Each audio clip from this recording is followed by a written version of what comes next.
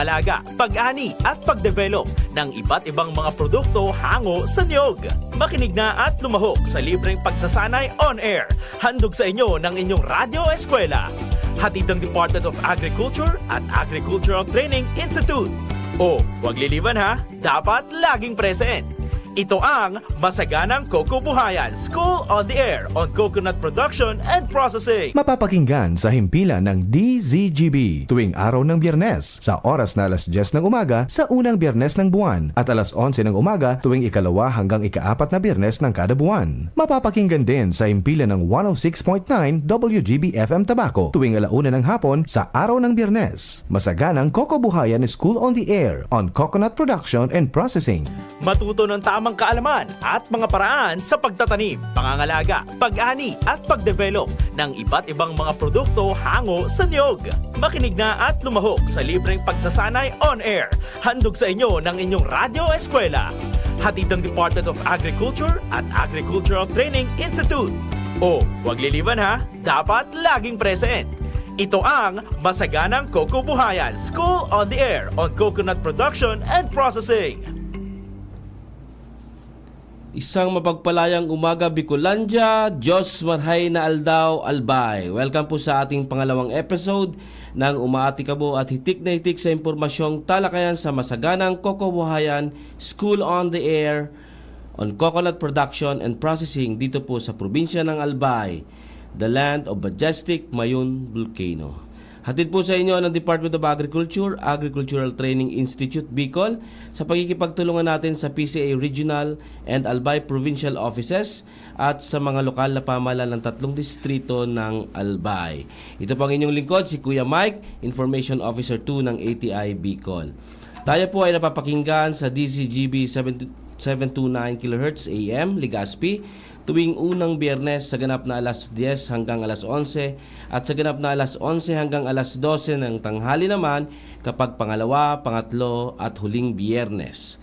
At sa 106.9 WGB FM Tabaco City every Friday 1 o'clock PM to 2 o'clock PM. Isang oras po tayong magsasama-sama sa loob ng 3 buwan at sabay-sabay na matututo sa pagninyogan at pagpuproseso nito. Isang kokotrific na buhay po sa ating 500 farmer enrollees at syempre kasama ang kanilang mga SOA coordinators na nanggaling sa 3 distrito ng ating probinsya. Ngayon pa lang kami po ay taos-puso na nagpapasalamat sa inyong pagsuporta at pagpapahalaga sa mga adhikain ng kagawaran ng pagsasaka.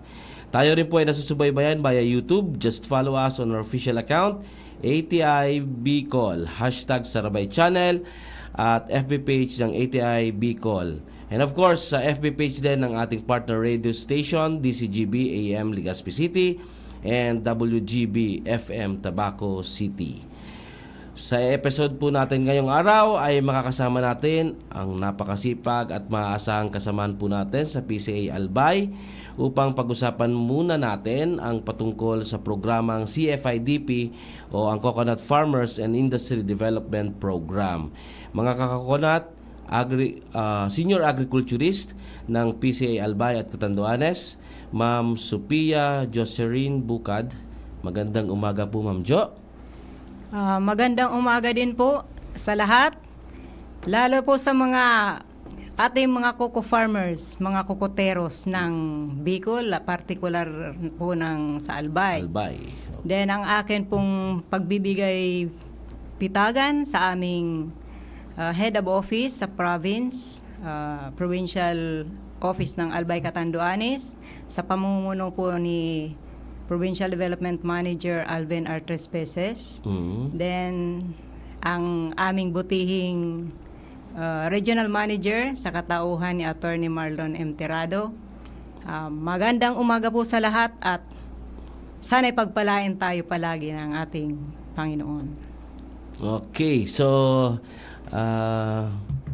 kasama kami nito ni Ma'am last week sa Catanduanes, sa Caramuran, specifically para doon po sa ating information caravan sa Catanduanes. So ngayon po ang nung isang linggo, nasabi ko po doon sa launching natin ng ating School on the Air, nakasama natin si Sir Alvin And sabi ko po, ito pong susunod na ating episode, itong ngayong araw, ay mas ano po tayo, bago tayo magkaroon ng mga special topics natin, ano po. So siguro nararapat na ating pag-usapan muna yung patungkol sa kabuuhan kung ano ba talaga yung programa na sinasabi natin dito na yung CFIDP or yung Coconut Farmers and Industry Development Program. So, ma'am, sa part po nito, sa puntong ito, maaari mo po ba sa aming ikwento, 'di ba? Kung paano nagsimula ito at bakit nagkaroon ng programa at bakit naisabatas, kailan ito nangyari, at paano bakit may program tayo ng ganito. So everything na about sa coconut po natin, coconut industry. Okay po, Sir Mike. Para po mabigyan tayo ng kabuuang litrato kung ano ba talaga itong CFIDP. At parang pahapyaw na din para sa kaalaman din po ng ating mga taga-subaybay, lalo ng mga kokotero, at kung ano din po yung mga support services na naiambag ng mga implementing agencies na kalahok po sa pagpapatupad nitong law na ito o itong CFITF under the Republic Act 11524. So, ano po ang mga legal na basihan nito? Ang una po is yung Coconut Farmers and Industry Roadmap from 2021 to 2040. So, around 2 decades po ito. 2 decades. Then, ang isa pa po is yung naipasang batas na itong ang Republic Act 11524 na naisabatas po noong February 26, 2021. Then, another basihan na legal is itong COA-DBM Bureau of Treasury Joint Circular na naipasa naman po noong January 28, 2022. Then, finally, itong Executive Order 172 na napirmahan ng ating butihing Pangulo, si President Duterte, last June 2, 2022. So, kaya po, base dito sa apat na mga basihan na ito, legal, kaya po nabuo ang ating CFIDP o na-craft ang Coconut Farmers Industry and Development Plan. Ano po siya? Siya po yung programa na nabuo para po paglaanan ng pondo na galing sa Coco Levy Fund na matagal na po na issue, inaagam-agam ng ating mga kukoteros na maibalik sa kanila. So hopefully po, na-implement na po ito way back 2022. So, kung baga, pang 3 taon na ngayon ang implementation. Dito dun sa pang 3 taon dun sa unang sa initial, sa unang initial 5 taon lang 5 po. years na implementasyon po.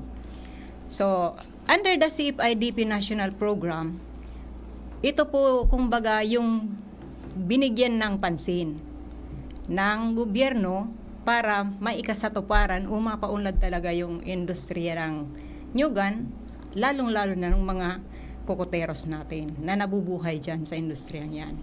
Ang una po is yung social protection. Under ng social protection, meron tayong health and medical program na PCA ang magpapatupad. Mayroon din pong crop insurance under the PCIC o Philippine Crop Insurance Council ba yan? Then scholarship po para sa ating mga anak o beneficiaryo ng mga magnyunyog. Ito naman po ay ipapatupad ng Commission on Higher Education CHED, o po, CHED. CHED.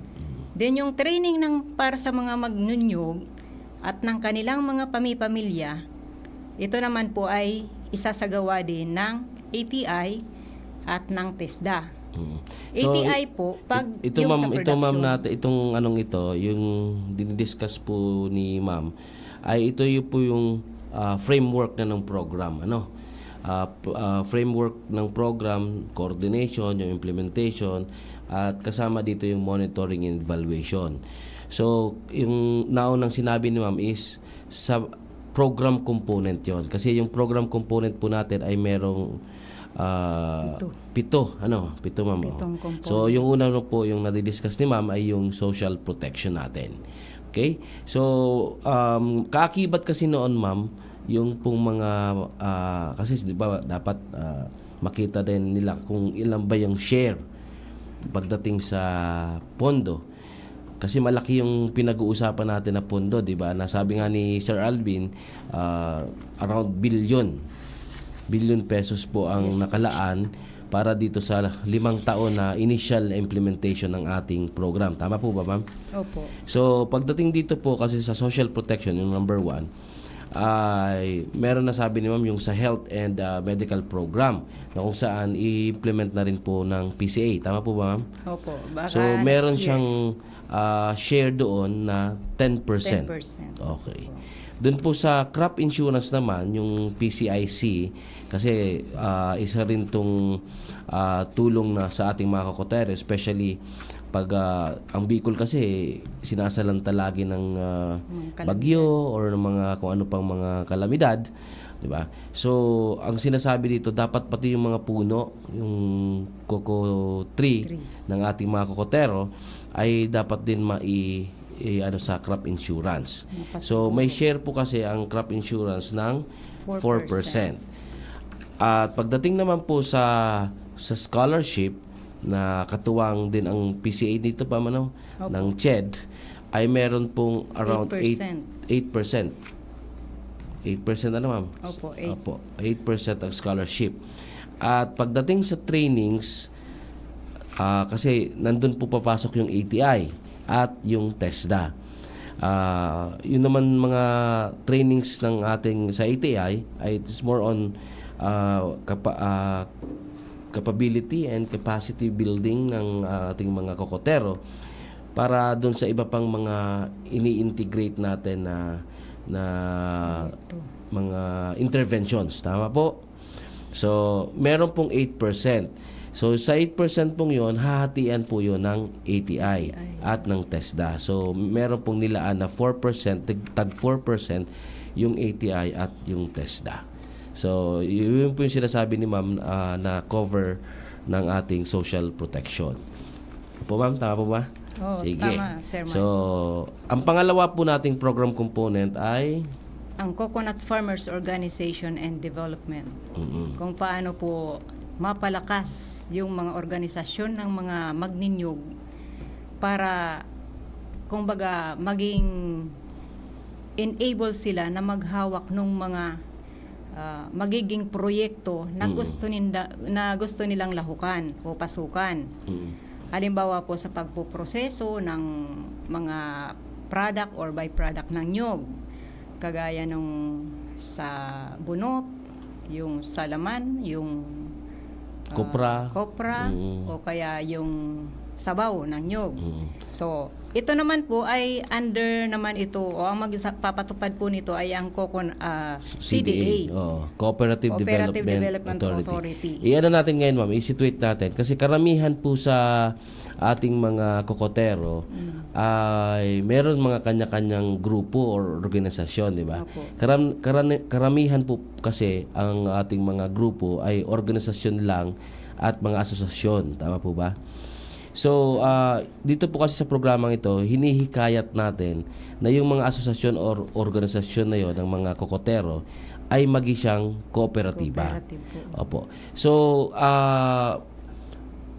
ang role po ng CDA dito ay at least i-encourage na i-level up nila sa pagiging cooperative. Yung mga organization. May magtatanong po kasi bakit naman kailangan pa nating i-cooperative yung ating mga asosasyon or organisasyon? Hindi na ba sila sir kasali pag ganun sila ay member lang ng organisasyon or ng asosasyon?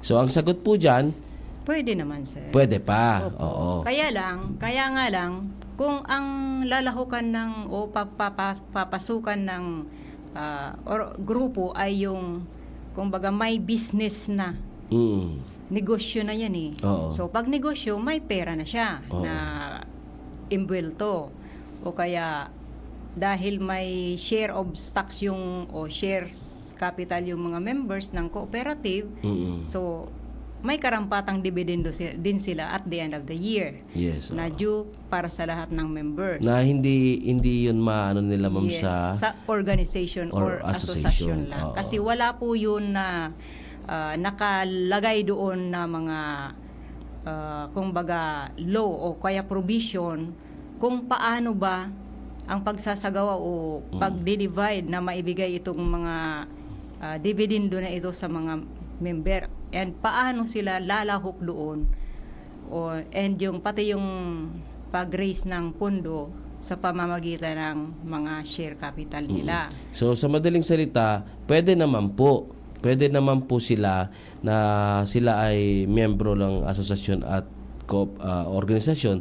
Ang kaso lang po, hindi lang po nila ma-maximize yung sa programa. Kasi yung sa programa natin, may mga later, kasi may mga part po dito na makikita natin, especially dun sa support services, na yung mga credit programs. So, ibig sabihin, yung sa credit programs po natin, makakasama natin dun yung Land Bank at DBP, mukhang hindi nila ma-maximize yung gustong ipahiram or pwede ka maghiram. Kasi ang isang requirement doon po ay dapat kooperatiba. Kasi medyo malaki po ang pondo na pinag-uusapan natin dito na pwede nilang hiramin, ma'am? Pwede nilang kumbaga i-loan. So ang meron lang po nung mga requirements na yon, karamihan doon na hinihingi nung ating credit sa credit program po natin ay dapat mga requirements na meron ang kooperatiba. Di ba po? Opo. Okay. Kasi meron din pong mga component project o program under the CFIDP na talagang ang proponent ay cooperative. Hindi siya po pwede sa asosasyon or mere organization ng mga magdinyog. So kagaya po nung sa shared facilities, doon po ang requirement doon is dapat ang isang cooperative ay at with minimum membership na at least 100 members. Okay. Dahil para po pasok siya doon sa mga criteria na naiset. Oo. Kasi po kung kukunti lang naman, most likely disqualified siya kasi pangmalakihan na din po kasi yung pondo na involved doon. And dahil malaki, dapat marami din yung mag-benefit na farmer. Saka yung mga pwede nating gawin doon sa mga kokotero ay hindi medyo kung papautangin lang naman ng medyo mga siguro Ng pondo. mga pondo 100,000, 300,000, medyo parang dun sa program na iniisip nila or dun sa project na iniisip nila ay kulang, di ba? Kaya nga po nilalaanan siya ng malaking Pwedeng utang. pondo na pwedeng utangin kasi nga ang mga programa ay hindi lang basta-basta, di ba? Hindi lang yung mga intervention ay hindi lang po siya nagre-require ng konting puhunan. Malaking kailangan ng puhunan. Okay? So, yan po yung komponento natin, yung Farmers Organizations and Development. Yung pangatlo naman po natin, ma'am, na component. Ang pangtatlo po ay yung hybridization. Ito naman po ay naibigay naman ito bilang ambag para sa PCA at ng DOSTP card. Yung sa DOST, yung hinggil sa pagsasaliksik, kung ano bang mga variety o breed ng nyog ang may mga potensyal o high yielding when it comes to say BCO production, doon sa pagtutuba, kung gagamitin mo siya as source ng tuba, then kung ano pang ibang mga negosyo o processing activity. So, ito naman pong sa PCA is to yung pag-operationalize kung paano ba makakapag-produce ng hybrid na siyang ipapamudbo doon sa mga magiging recipient ng replanting program na funded ng CFIDP. Kasi karamihan sa mga existing natin na mga coconut ngayon, coconut tree, ay medyo may katandaan na rin, ano ma'am? So, kaya po kasama dito sa hybridization, kung bakit nila pinag-iisipan yung hybridization. Kasi nga, kailangan bago pa kumbaga putulin or bago pa palitan yung ating mga existing na mga old na coconut tree, dapat meron na tayong naitanim na, di ba? Yes po. Na para pag sinabi kasing hybrid, mas mas mabilis Saka yung mas production ano siya, sir, niyan. mas high yielding po kasi ang hybrid Okay. compared doon sa true o tunay na dwarf or tunay na tall population. Mas maganda at saka mas in terms of resistance sa mga pests and diseases, medyo mas resistant siya, and yung pagiging mas matatag kapag ka may mga incidents ng bagyo. Pero high yielding siya. Yun nga lang, ang disadvantage lang po ng hybrid is hindi na siya recommended na kuhanan ng planting material. Kumbaga, yung bunga ng F1 na yun, unong hybrid, hindi na recommended na gawing pang tanim. Kaya dapat talaga mag-produce, okay? Opo. Para yung isusunod na po natin ng mga similya ay maghihintay na lang ng 4 hanggang 5 4 hanggang 5 limang taon. taon para maging productive po yun, and para hindi may stop kung sakaling yung ating mga old trees, di ba, ng coconut ay puhuin na kasi hindi na productive yun eh. Tanggalin na. Okay.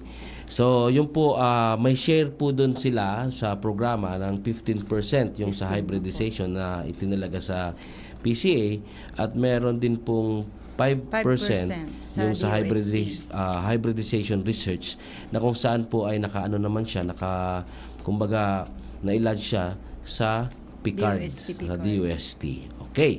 So, yung pang-apat po nating component ay Ang pang-apat po ay yung community-based farm enterprise development o farm rehabilitation and improvement. Ang ibig sabihin po nito, ina-encourage ang ating mga magnyunyog na hindi makontento na nyug lang talaga ang itatanim sa kanilang mga farm. So dito ipapasok yung sinasabi natin ma'am sa program na intercropping. Yes, intercropping po. At saka animal integration. Yan, okay. Then meron pa pong pang-tatlo is yung dairy integration naman. Kasi nga, based sa estatistiko, ang Pilipinas ay napakababa ng production level natin sa gatas.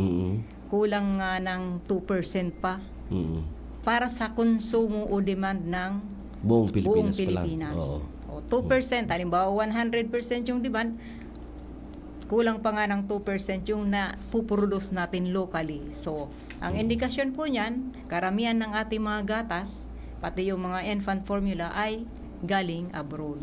Which kung bakit naman daw baka may magtatanong bakit yung coconut industry ang pinaglaanan noon. Kasi nga lalo na yung sa gatasan ma'am na baka natin. Maganda po siyang i-integrate dun sa ilalim ng ating mga puno, di ba, ng ating mga coconut tree natin na nakatanim.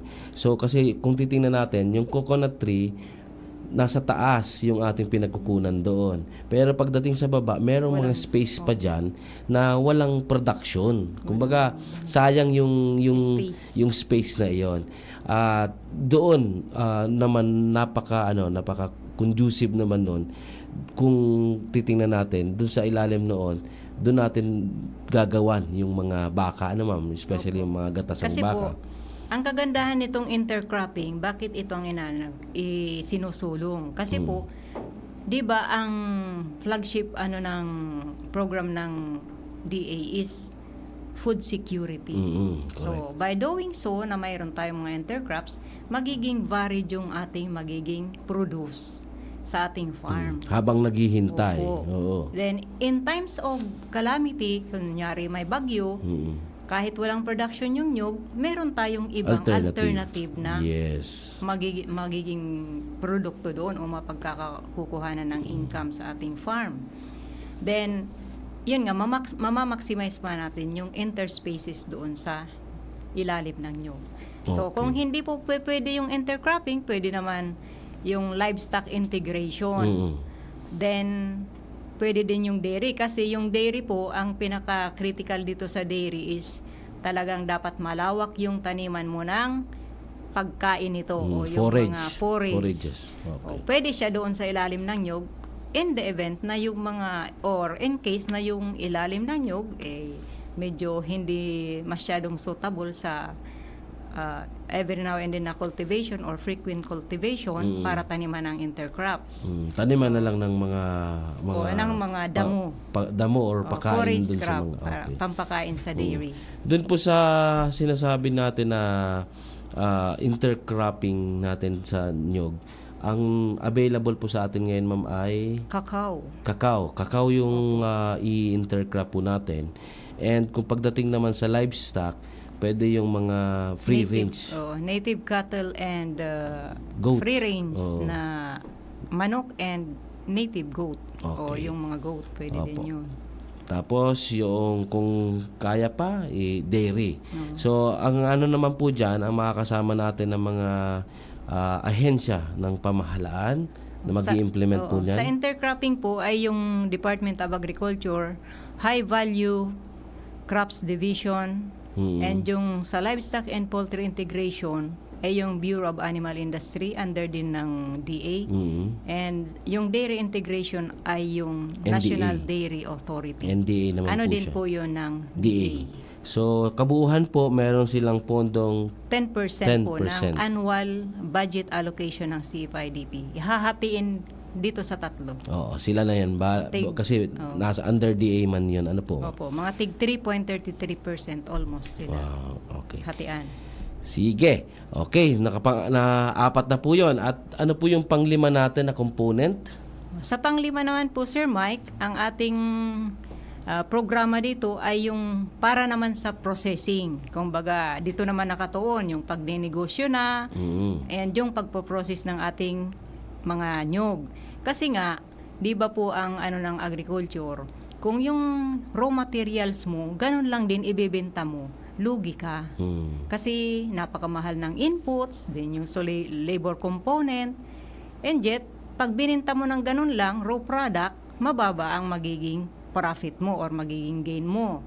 So, ini-encourage po natin ang ating mga magnunyog and pati na yung mga magsasakang iba na kailangan talaga yung ating raw produce ay i-process natin para sa sinasabi Value natin na adding. may value adding.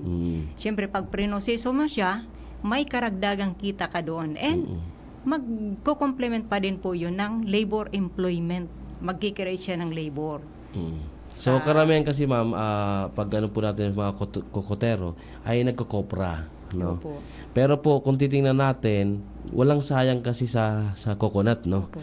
So yung dahon, halimbawa yung dahon, pwede mong gawing walis tingting, di ba? Opo.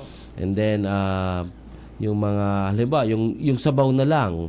Kasi sabaw. 'di ba magkokopra ka. Kung magkokopra ka, meron yung coco water, Water. 'di ba?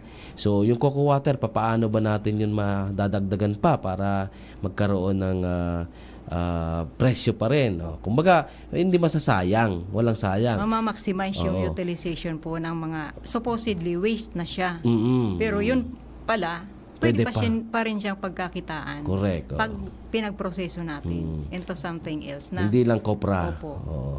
Pati pwede yung mga bao, pwede mong gawing mga accessories, ano, mga Opo. parang ginagawa nila O kaya yung lampshade, medyo. may ano siya, yung activated carbon. Oo. Galing yan doon sa charcoal or sa Yung sa bao. mga bunot, ma'am, di ba? Sa bunot naman po, ang pinakaano diyan, main end product is yung coco coir na ginagamit po nga po sa bioengineering activity ng DPWH para ma-restore yung mga embankment ng mga road opening nila. Kasi di ba pag nag-cut sila, lalo sa mga sloping o mga nasa hilly side, so prone po na landslide yung lupa. So, yun po ang inilalatag, tinatawag na bioengineering o geotextile. Kung baga, yan yung fiber na nagiling, na-produce yung fiber, then yun po, ginagawa nilang parang net Yun ang itinatapal po G-unit, doon. ang tawag na G-unit G-unit. po. Okay. Then, kasi po sa bunot, ang composition ng choir is only 30% and 70% of that ay kokopit. Doon naman sa kokopit, ang pinaka ano niya is doon sa mga planting medium kasi mas maganda ang water holding capacity ng kokopit. Kasi as much as 8 kilos ang pwedeng hawakan po ng 1 kilo ng kokopit. So pwede po siya kung may mga incidents o paparating na El Nino, pwede siyang yung mga organic fertilizer natin ay kokopit based organic fertilizer. Para para mag-hold ng water capacity. Then in the event na may tagtuyot na, slowly i-release niya yung hawak niyang tubig o moisture. Good. So, yan. Yan po yung mga natin dyan. Lalong-lalo na yung sinasabi ni Ma'am dyan ay yung pag-establish po natin ng shared processing facilities.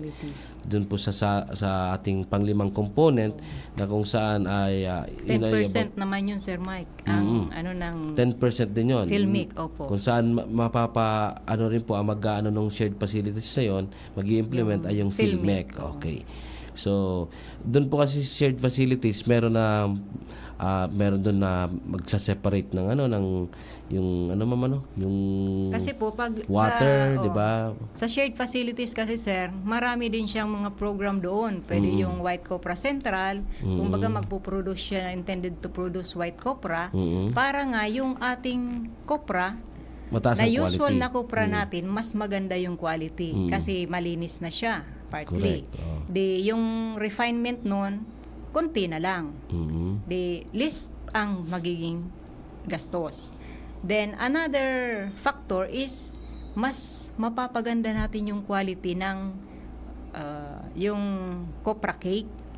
Na yan po kasi ginagamit siya na pampakain sa mga gatasang baka sa ibang bansa. Yun nga lang, parang ayaw na nilang kuhanin, ayaw na nilang mag-import dito sa atin gawa ng mataas na level ng aflatoxin sa ating copra cake. Kasi po sa copra, kung manonote nyo po yung mapapansin nyo yung copras natin, maitim. So pag in-extract mo yung oil doon, Hindi naman maitim. Maitim din. Lalo pag may alamag. Mapusaw lang siguro. Pag sabi mo maitim, sa akin ka mo nakakatingin. Hindi naman, Sir Mark. Actually po, kumbaga, para siyang gastadong krudo. Kagaya niyan. Parang Kumbaga, similar. hindi siya maganda yung Quality yung niya. quality. Oo. So, isa yun sa basihan. So, marami pa siyang processing I para think ma-refine. sa din po ma'am, sa shared processing facilities, yun ding cocoa sugar. Opo. Diba? Isa din po yun. Kasi isa din yun sa tinitingnan na proyekto under the Filmic. Itong Maganda shared yung facilities. kasi yung cocoa sugar, di ba? Mahal din yun. Opo. Kasi yung naman, sa tuba po, yun ang raw mats niya, yung tuba. Then, may iba-iba pa po iyan ng mga product line. So, from tuba, ang pinakamataas po dyan is yung cocoa sugar. Kasi dapat, before na umasim yung tuba mo, ma-process mo na siya o ma-dry mo na siya. Pero kung hindi na kung malampasan siya, pwede siya yung vinegar mga na. drinks muna. Drink muna. Para siyang Tuba juice. Kagaya nitong yan. And maganda po kasi maraming lactobacilli yan.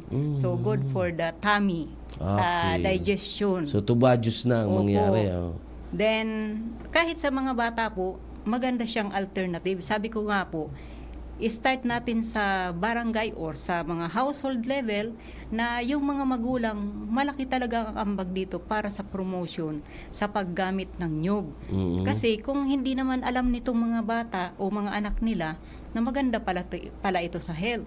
Sabi ko nga po, why not start doon sa household, then paglabas ng mga bata, pag nag-aaral na, sa DepEd, na turuan talaga sila kung ano ba yung healthy food. Kasi hindi po lahat ng masarap ay healthy. Kasi kadalasan yung mga masarap na pagkain, maraming additives na yun. Na hindi naman kailangan ng katawan natin. That's why yun po ang nagkukos ng ating mga sakit. So, sabi ko nga, kung bumalik tayo sa basic na pagkain ng yung natural na pagkain o organikong pagkain, malamang may iwasan natin yung magkasakit at early stage. Oh, kaya sabi ko nga po, gamitin natin ang ating nyog, kainin habang buko pa. Kasi mas mahal po ang buko kaysa matured nut. Correct. And kahit sa kopras. So, bakit ibibinta mo pa, mag-antay ka pa ng several months para Process yun ka pa. mag-mature. Ipaprocess mo pa. And it entails cost. O kaya nga po yung... So pagkatapos ng yung sa tuba juice, Tuba. anong sunod doon na stage? pwede siyang amino. Yung mga amino acids, para siyang tauyo. Pero ang ano lang naman niya is yung parang pina-dry mo lang yung tuba para maging Tapos pag sunod na yun, mas ma'am, maano yung ano na yun? consistency. Alak na, ano? Pwede din alak, yung lambanog. Yan. And the last of the line, yun ang pinakamura is vinegar. Okay. So kumbaga, yun yung pinakamatagal na, no? Pag di mo na na-process, di na mo na Yes. sa sunod-sunod na Hindi yun, mo siya suka na. na-process na amino acid or kaya cocoa sugar or cocoa honey, pwede mo na siyang, or either lambanog, pwede mo siyang So gawing wala talagang suka. sayang. Opo. Kasi pagkatapos yun, suka na yun, pwede pa rin yun, may And market pa rin. Ano? take note po, mas based doon sa mga disclosure ng mga farmer na nagtutuba, mas mataas daw yung income nila doon sa pagtutuba as compared doon sa nut production. Okay. So, pero ano yun, kung titingnan natin, added na yun. Added Kasi, po, alam ba, yes. yung meat na yon, yung coconut meat, inano mo na, alam ba, inano mo na sa Yes. sa niyog, sa tawag doon? Ay, yung ano kasi, Sir Mike, Kinopra yung mo tuba, na. iba naman yun. Yung tuba, galing siya doon sa spade, Oo, doon sa bulaklak ng nyug. Hmm. So, pwede din siyang, just like nung cocoa water, pwede din siyang, maliban doon sa cocoa water, pwede mo din siyang gawing suka. Tama. Yung cocoa water din kasi pwede And rin pwede siyang... din yung amino. Okay. So marami talaga, no. So, yan po yung kung bakit itong Kasi, shared Sir Mike, processing facilities in-establish natin, ano. Kasi po itong kung patuloy nating itatapon yung ating mga sabaw ng nyug dyan sa ating nyugan, nagkukos po ito ng acidity o pag-asim ng lupa. Okay, tama. Whereas, kung Pa-process, prinasis natin, dagdag income pa. dagdag income at may pakinabang pa sa Correct. atin. Opo. So, yan po ay i-implement po yun ng PhilMec. Kasama rin po dyan yung, syempre pag nag-ano sila ng shared processing facilities, yung lahat din na, pati yung road ata, no ma'am? Yung road na pupunta yung dun FMR. sa ating facility. Sa support ay- services na yun, Sir Mike. Na papasok doon sa pang-anim natin.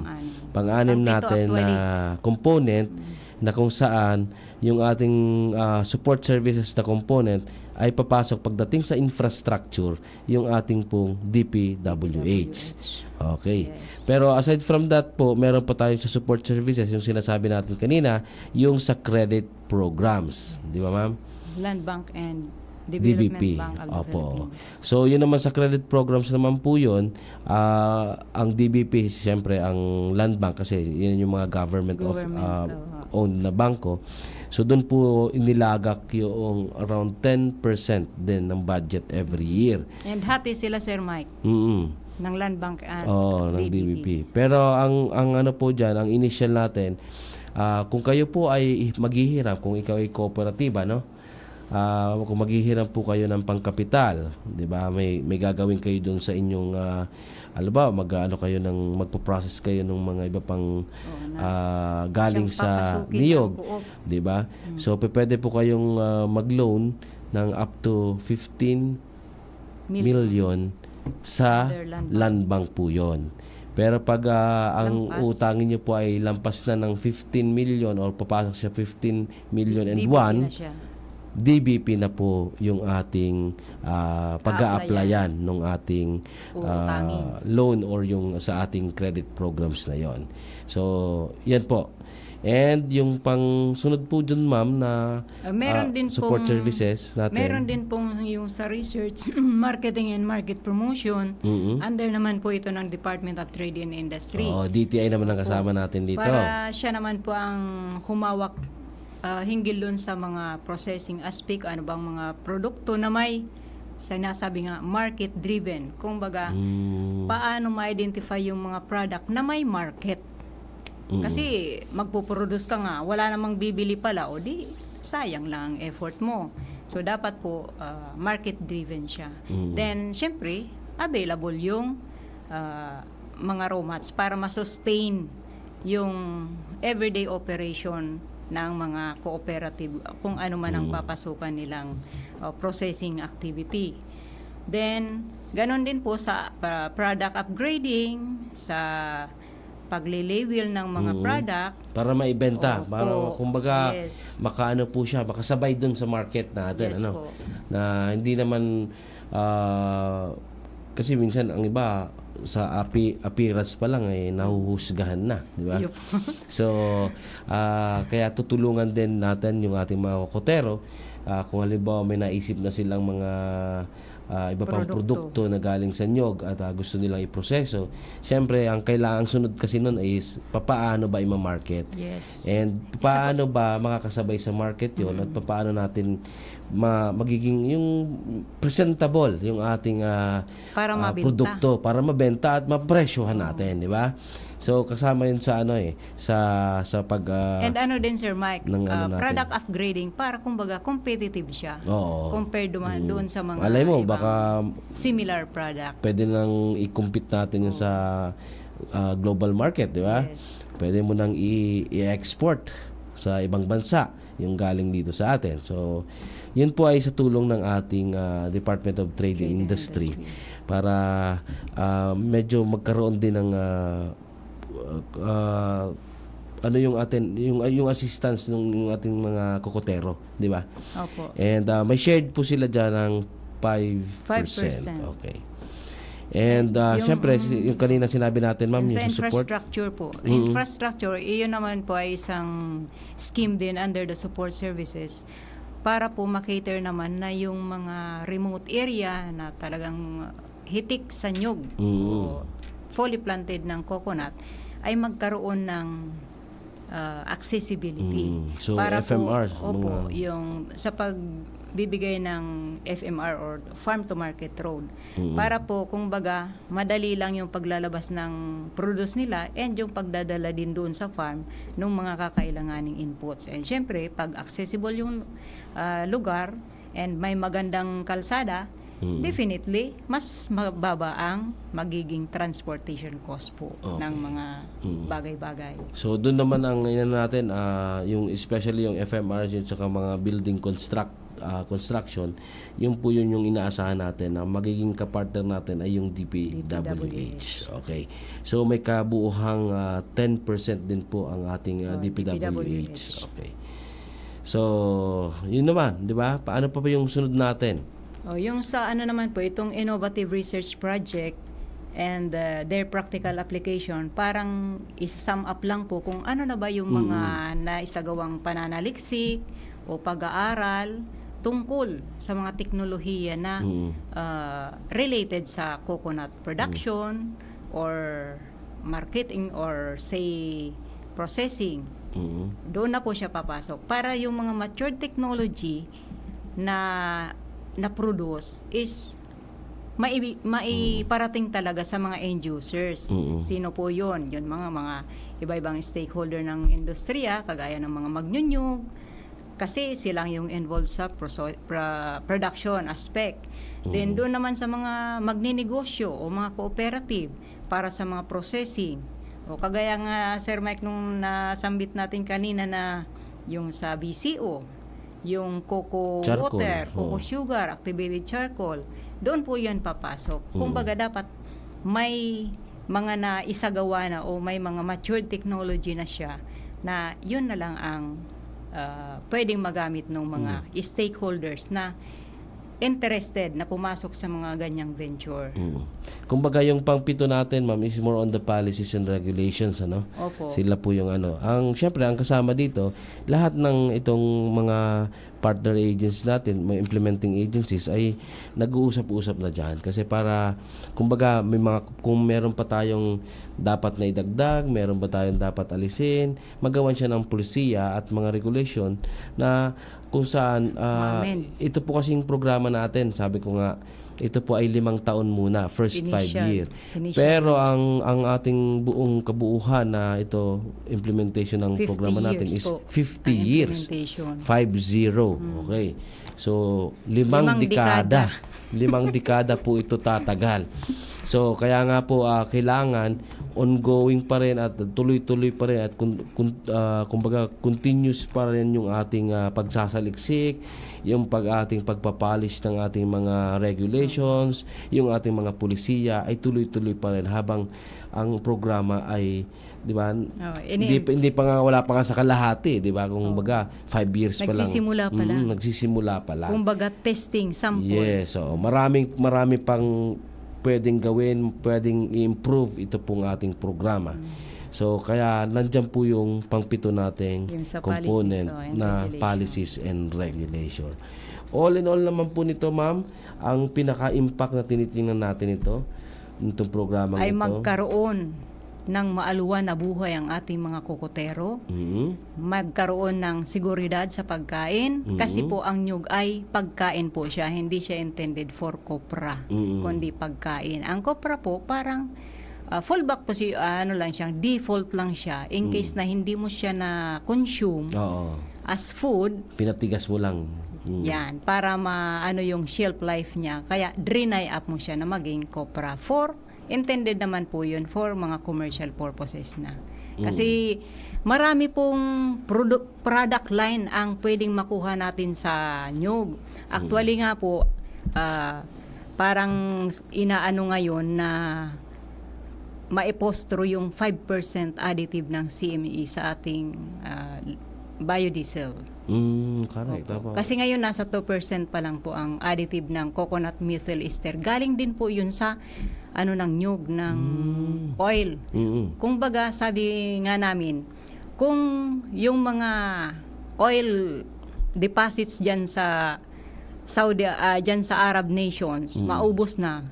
Kasi continuous gamit nun or extraction, mauubos din yun. Samantalang tayo, pag may tanim tayong nyug, kahit wala na silang reserve, tayo meron pa din. Kasi palm oil, ano? Kasi kaano niyan, parang palm oil. Palm oil ang kalalabasan. Itong sa ating kasi coconut oil. Yes. Kasi ang characteristic niya, Sir Mike, nitong CME, comparable siya doon sa crudo. Kaya kung gagamitin mo siyang fuel as crudo, alternative, pwede siya. Yun nga lang, medyo mahal as compared doon sa crudo na commercial. Oo. So, ang ginagawa na lang ay additive lang muna.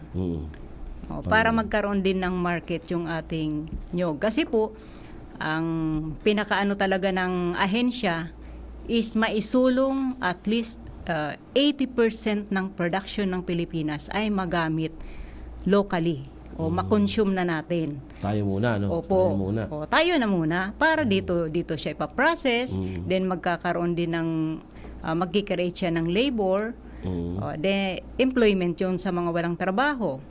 And then may value adding tayo doon sa ating raw product na nyug.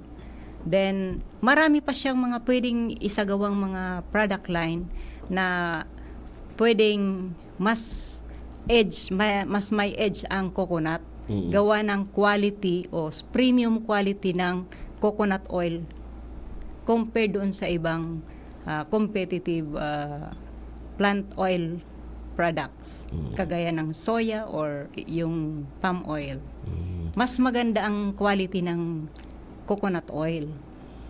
So, yun yung tinitingnan natin pong magiging impact niya na yung ating mga kokotero ay empowered, mga empowered coconut farmers and mga farmers organization cooperative siya. So, para magkaroon na yung sustainability ng ating yung ating income ng ating mga farmers, di ba? Ayun nga po, sir. Sustainable increase in farmers' income. Yes. And siyempre, more equitable access and distribution of basic social services. Ganun Kaya din nga, po. dito po ay iba-ibang ahensya nagsisipagtulungan para po Para may sakatuparan. mapaiabot na po ito sa ating mga kokotero. And sabi ko 50 years to eh. So we are Matagal.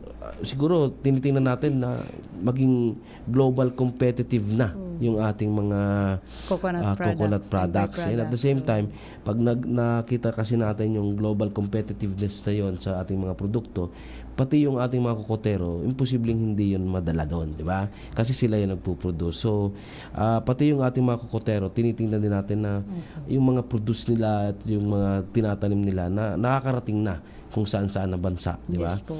So, sabi mo nga ma'am, yung long-term goal natin dyan, kailangan matatag at Matatag at maginhawang pamumuhay ng ating magsasaka Oo, o mga kokotero. at maunlad. panatag na buhay, ano? Panatag na buhay Buhay. nito at saka maunlad na industriya ng nyugan. So, kasi sayang ang inaano lang po natin dyan, dapat talaga, kumbaga, ma-utilize natin ng mabuti yung ating coconut kasi sayang, di ba? Oh, kasi nga po, Sir Mike, parang ngayon kasi, isa po yan sa mga challenges ng industriya. Parang nawawalan na ng encouragement yung mga farmer na magtanim ng nyug kasi nga ma'am, wala naman yung kumbaga mababang presyo. Then, pag kinupras mo, ganun din. Pero po, ang ano po kasi dito, ang dapat na atake natin o strategy dito sa ating nyug na ito, una, palawakin muna natin ang ating mga taniman para assured na yung raw materials na kakailanganin sa pagpuproseso ay masusustain. Kasi kung mag-venture tayo sa processing, tapos on and off naman yung supply ng raw materials, o di sayang lang din. Hindi natin ma-optimize yung utilization ng o operation ng ating mga equipment or processing facility. So yun po ang una. Pero sabi ko nga, huwag mo nang ma-discourage ang mga coco farmer natin in particular, magtanim lang muna ng magtanim. Sabi ko nga lalo pag mura yung presyo ng nyug at ng kopra na halos magmura na rin sila, o yun ang gawin, magtanim na lang muna. Mapapamura Opo. ka, ano? Then by the time na kasi po ang problema kasi natin dito sa coconut industry, gawa ng napakaliit lang na porsyento, imagine 2% lang ng global supply ng oil ang pwede nating maiambag sa global market. So, hindi tayo pwedeng makipag-deal sa malalaking pangangailangan ng ibang bansa dahil kukunti yung ating supply, yung production. Pero pag malaki ang production natin, dahil mas may quality yung ating coconut oil at par doon sa ibang competitive oil products o plant-based oil products, pwede tayong tayo ang may mas edge pagdating sa global market. Kasi mas competitive yung ating produkto. High quality kaya siya. Yun ang pinaka ng nyug advantage. Okay. More than doon sa ibang... So, yun po ang nasabi na ni ma'am.